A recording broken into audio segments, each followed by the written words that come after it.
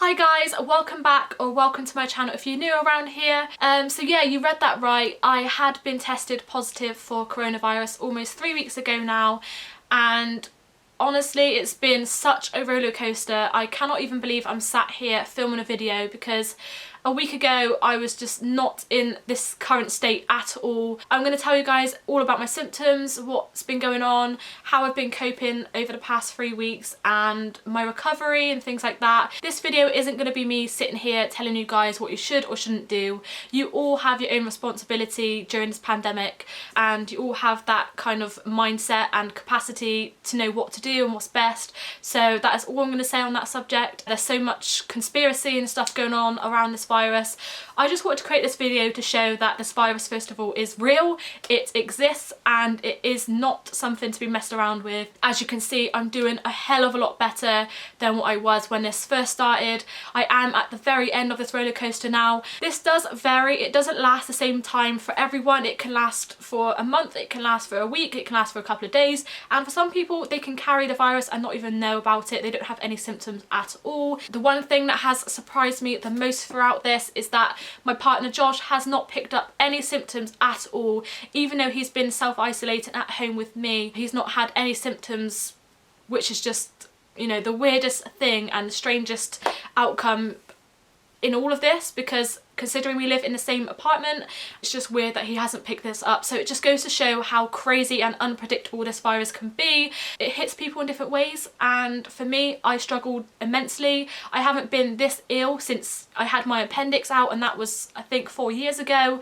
Normally I am quite fit and well. I go running, I skip, I work a lot. As you can imagine, I am a key worker for the NHS, and I have been working a lot of hours. And to be honest, when this first started, when my symptoms first started, I thought it was just me needing a day off. It wasn't the traditional high fever, dry cough that kick-started this whole thing. I have managed to keep a diary of my symptoms during those moments when I had a little bit of energy spare to be able to do so, so I will be sharing that with you guys in this video. The strange thing is that when you have this virus, you seem to have these good moments where you can get up, you can probably hang up some clothes, you can make the bed and things like that. That was my achievement, that was my goal, that was my accomplishment. And as soon as I did those things, I was straight into bed again, just could not cope. I was just so unwell, and my legs and everything, my body was just aching all over. I was struggling to breathe and things like that. So I was able to do things. I was able to get up and change my pajamas. I was getting up and brushing my teeth. I am still not 100% myself, I'm not gonna lie. I do feel more of like 80% out of 100, but I am getting there, and that is progress, and that is me trying to get through this. One or two things that have been keeping me sane throughout this is just knowing that I've got people around me who care about me, like my mum, my brother, my sister, my boyfriend, like my family have been very supportive. I've had people bringing my shopping to my door, which I cannot thank people enough for. Like, that's been so helpful, because obviously Josh has had to isolate at home as well. Obviously we've not been in the same room. Josh has sacrificed himself to the living room. We've stayed as separate as we could. I had the bedroom and then Josh had the rest of the flat, but he mainly stayed in the living room. That was my like no-go zone. I wasn't allowed in there. I wasn't allowed in the study room. I was only allowed to go into the bathroom and then go into the kitchen to top up my water and stuff like that. Obviously this virus just does not hit a certain age category. We all know that now, but there are some people out there who believe that this is still the case. In my case it is not. I have come through this, which is a good thing.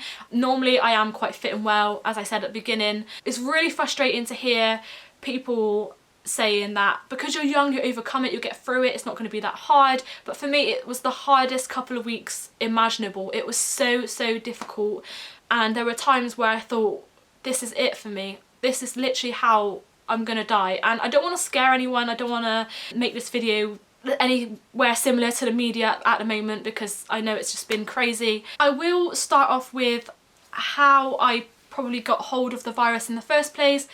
I am a key worker, as I said, work for the NHS. I work a lot. There was a day at the beginning of this where I just felt really odd in myself. I didn't feel myself at all, to be honest. I had this extremely painful sensation around my eyes, and that was the first symptom. Now, looking at other people's experiences, this has been quite a common thing. I never had the traditional cough, I never had the temperature at the beginning. I literally had this extremely painful sensation in my eyes. They were so painful to move, like left to right. The movement was just very, very sore. It felt like someone was at the back, like playing around with them. It was just ridiculous. And following that, I had this painful, sharp sensation in my nose. Breathing in is fine. I never had like a blocked nose, like a cold or anything like that. Like my breathing was like breathing in, my nose was clear, my throat was clear. I just had a very sharp sensation when I did it, like all around this area of my face. And then that later progressed to the back of my head, my neck, and the neck, oh my God, the neck. I felt like I was being strangled for 13 days. It felt like someone literally had their hands around my neck, which obviously made my eyes feel worse. It made my head feel worse. My jaw felt very, very tense and painful. This whole area was just out of bounds. I could not do anything with it. I couldn't talk. I just did not feel well at all in this area, and that was what started it off. Following this, I was just feeling very sweaty and clammy. I wasn't feeling hot, that was the weirdest part. Like, I wasn't hot at all, I was just feeling very clammy. I was sweating like mad. I was really struggling just to walk through the door, walking down the stairs to the flat and stuff.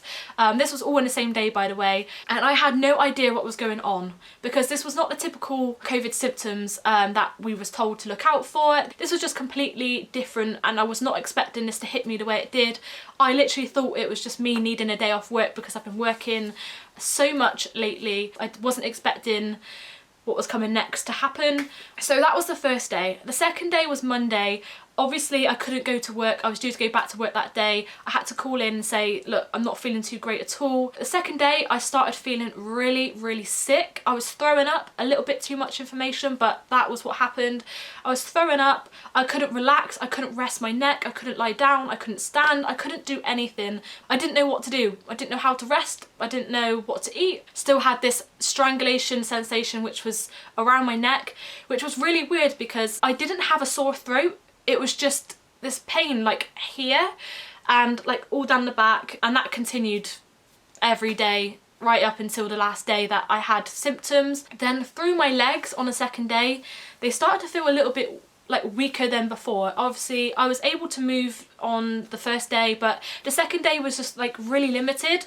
It felt painful to like stand. I felt a little bit shaky and things like that, so I ended up just kind of doing a lot more bed rest. It wasn't until the next day where we booked in a test at Bristol Airport. Me and Josh went down in the car, which was really, really hard, by the way. Sitting up in that position in the car was just, honestly, it was just so painful, but I had to do it. I had to see if I had this virus. Josh was convinced that I never had it. I don't know why, but he just didn't seem to think that I did, because I never had a continuous cough, but I wasn't showing the typical symptoms of COVID at this point.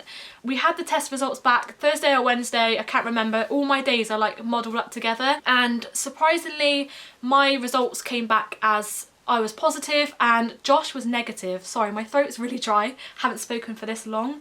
Oh my God. And somehow what we did prevented him from getting the virus, because he never showed any symptoms, and still to this day, nothing. But he is so lucky and obviously grateful that he hasn't picked up this virus as well. Who knows, he could be carrying it and not knowing. No one knows what the hell's going on with this virus.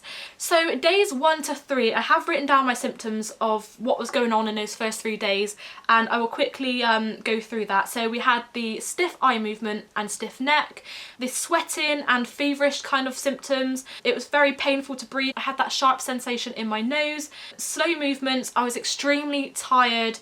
I had very random bursts of energy. I was able to do very simple tasks, but I was out of breath doing them. I was sick, I had no smell, and that feeling of strangulation. So that was the first 3 days of my symptoms of coronavirus. That was what I was able to write down. I was asleep most of the time. I was just lying in bed, you know, feeling down, feeling unwell, and all sorts of stuff going on in my head mentally as well. And then moving on to day 4 to 7 of my symptoms. So I had not much energy to walk. So I already didn't have energy, but the energy that it took to walk literally took up like 10 times energy than what it would normally do.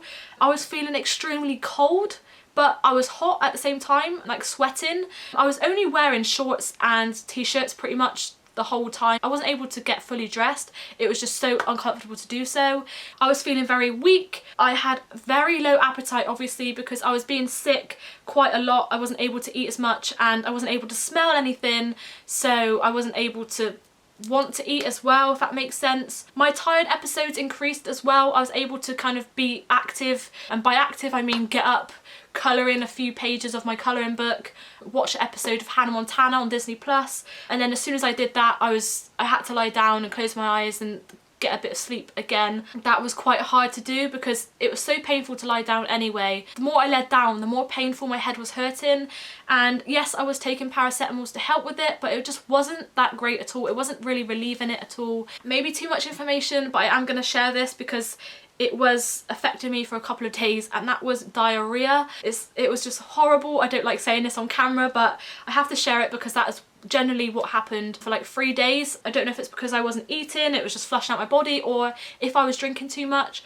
I was drinking 2 litres every day because I wasn't eating as much, and I just felt like I needed to drink something to keep my body functioning, because if I wasn't eating and drinking, I think I would have been a lot worse. So I tried my best to keep my fluids up, and plus my mum kept texting me to tell me to do it as well, so I did it. I was able to wash myself every other day. I managed to do it in the morning only because I had the most energy in the morning. Obviously I've been asleep all night and I was able to kind of get up and do those things, and then obviously as soon as I had a wash I'd be straight back in bed asleep for another 2 hours because it just completely wiped me out. Simple Task was giving me the strongest head pain imaginable, so even watching the things on my phone like to keep myself company and concentrating on drawing and colouring at this point was really hard.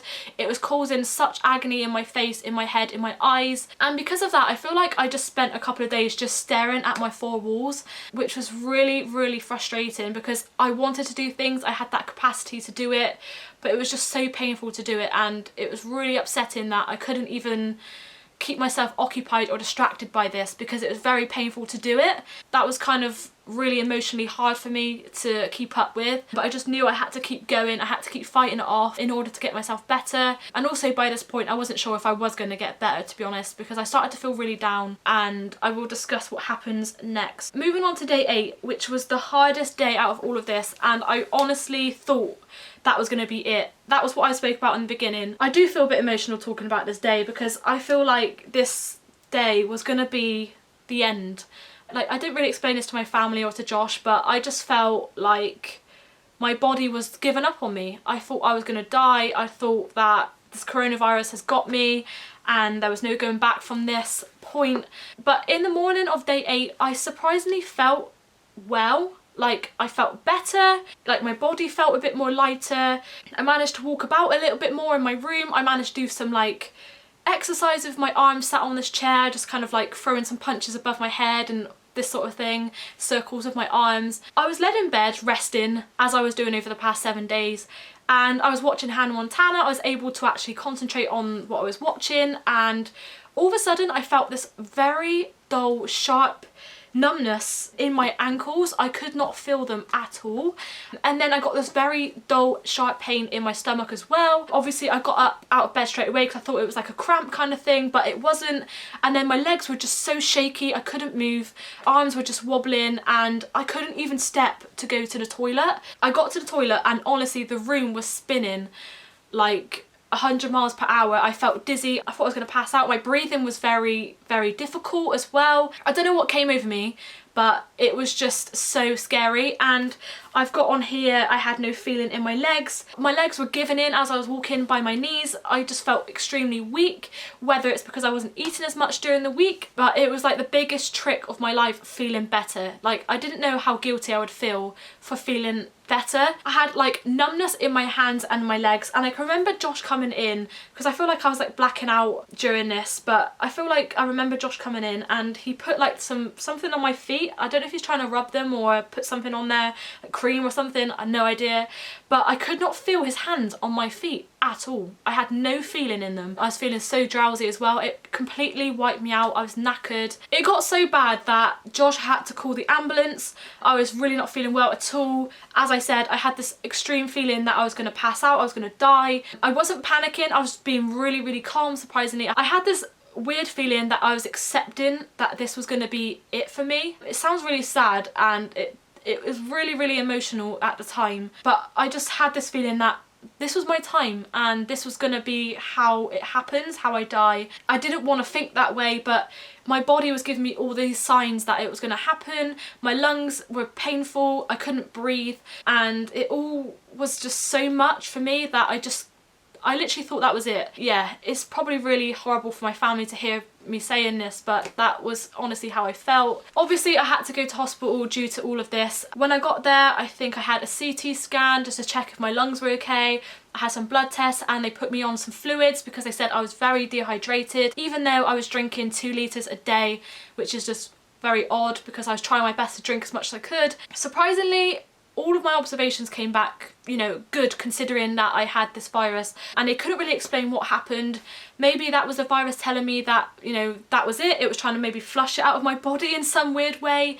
I don't know. But what I do know is that was the scariest moment in a very long time in my life, and I don't think I'll ever forget it. It was so traumatic. I spent the next 3 days in bed just letting the virus do its thing and just trusting that my body will get me out of this and will help me recover naturally.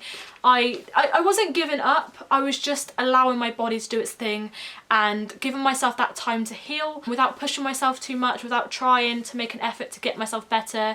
I just let my body heal itself because that was all my body needed. And 3 days later, I felt way better. My head was a lot better, my eyes were a lot better, and my breathing was a lot better. I think that was all I needed to do, was just rest, sleep it off, and do literally nothing. And that is the one thing that helped me recover from this. Yeah, that was what I did in terms of like recovery. Throughout the time where I had the virus, I was trying my best to do little things like writing a diary about my symptoms.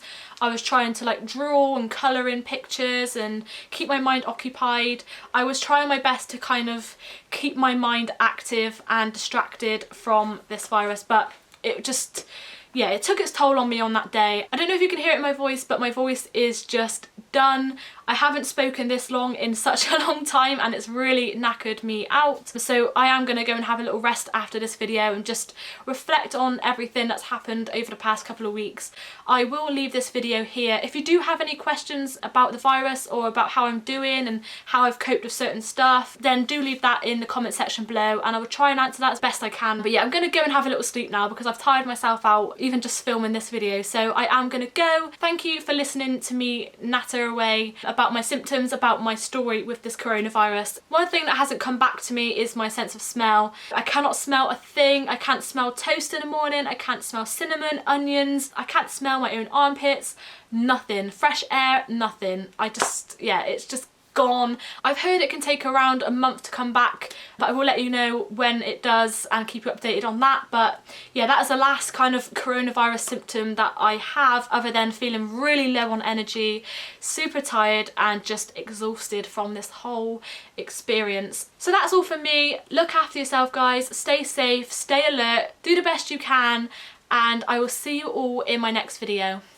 Bye.